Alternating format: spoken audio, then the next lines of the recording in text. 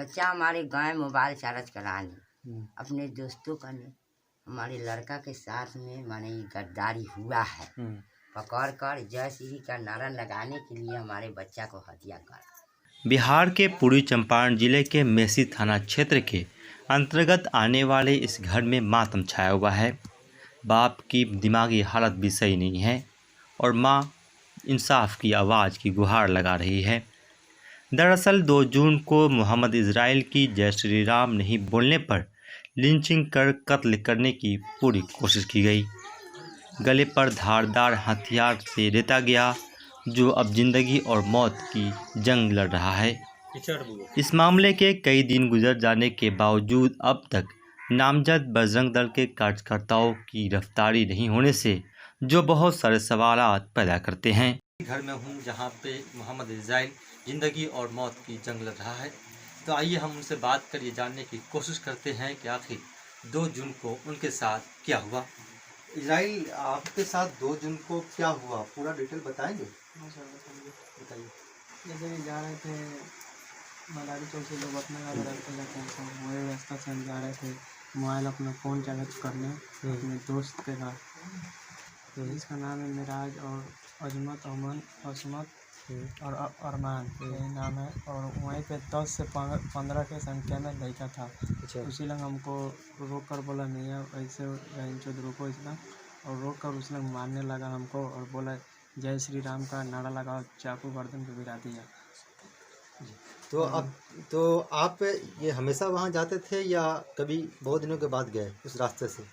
नहीं, हमेशा हम जाते थे वहाँ पे, मेरा दोस्त सब था, हमेशा हम जाते थे वहाँ पे। तो आपको ज़बरदस्ती जय श्री राम बोलने के लिए कहा गया? हाँ, गर्दन पे चाकू गिरा के ज़बरदस्ती जय श्री राम का हम नारा नहीं लगा तो उसका मेरा गर्दन पे। जहाँ तक जानकारी मिली है कि इस मामले को दबाने के लिए, मामले को रफा दफा करने के लिए कुछ हिंदुत्व तंजीम मोहम्मद इजराइल के घर वालों के साथ दबाव बना रहे हैं और उनकी कोशिश है कि इस केस जो मामला दर्ज किया गया है उसे रफा दफा कर दिया जाए। मेरे साथ उनके भाई है मोहम्मद, क्या नाम हुआ आपका? मोहम्मद हुसैन। हुसैन साहब, क्या आपके भाई के साथ ये वाक़या हुआ, उसके बाद आपके ऊपर किस तरह का दबाव बनाया? सर, जैसे कि इनका जैसे कांड हुआ ना, तो हम कहीं गए हुए थे अपने गाड़ी से, तो जब हमारे पास फ़ोन गया इनको दोस्त का, तो आए हम घर पे आने के बाद में हम जब पूछे फ़ोन करके कि कहाँ हो, तो ऐसी ऐसी घटना हो गई आपके भाई के साथ में, आपका भाई हॉस्पिटल में भर्ती है। हम गए, जब तक यहाँ से डॉक्टर रेफर कर दिया था मेसी हॉस्पिटल से मुजफ्फरपुर के लिए, तो हम वहाँ गए, जब तक वहाँ पे हमें कोई नहीं मिला, जब तक इजराइल उनका दोस्त और भी आदमी कोई मिला हमको, वहाँ से रेफर करने के बाद में हम मुजफ्फरपुर था ले गए हॉस्पिटल में भर्ती किए। किसी लोग की तरफ से, प्रशासन की तरफ से आपके ऊपर दबाव बनाया जा रहा है? सर, वही दबाव बनाया जा रहा है कि जय श्री राम का जो नारा लगाया हुआ है उसको हटाया जाए। अब तक सरकार की तरफ से, प्रशासन की तरफ से किसी तरह की गिरफ्तारी अमल में नहीं आई है, और आपके ऊपर किस तरह का दबाव बनाया जा रहा है? हमारे तरफ से दबाव बना रहा है कि जय श्री राम का नारा हटा। अच्छा, तो क्या लगता है कि आप इसको मामले को रफा दफा करने की कोशिश कर रहे हैं? हाँ, हमें इंसाफ चाहिए। किस तरह का इंसाफ चाहिए आपको? किस तरह का इंसाफ चाहिए?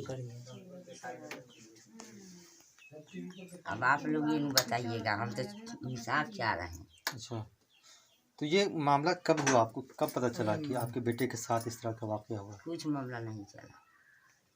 क्या लगता है कि किसी पहले से दुश्मनी रही है या कोई ज़मीनी मामला है? कोई नहीं। अच्छा, बच्चा हमारे गांव मोबाइल चार्ज कराने अपने दोस्तों का ने हमारे लड़का के साथ में माने ये गद्दारी हुआ है। पकड़ कर जय श्री का नारा लगाने के लिए हमारे बच्चा को हत्या कर। तो आपने देखा कि जय श्री राम का नारा लगाने के लिए मजबूर किया गया और ऐसा नहीं करने के बाद उनके गर्दन पे चाकू रखकर उनको ख़त्म करने की, मतलब उनको कत्ल करने की पूरी कोशिश की गई। मामले में मोतिहारी पुलिस बार बार ये कह रही है कि हमने मामला दर्ज कर लिया है, लेकिन मामला दर्ज होने के कई घंटों के बाद, मतलब 2 दिनों के बाद भी अब तक किसी तरह की गिरफ्तारी अमल में नहीं आई है। Mohammad Akram, Miller times, Motihari, Bihar.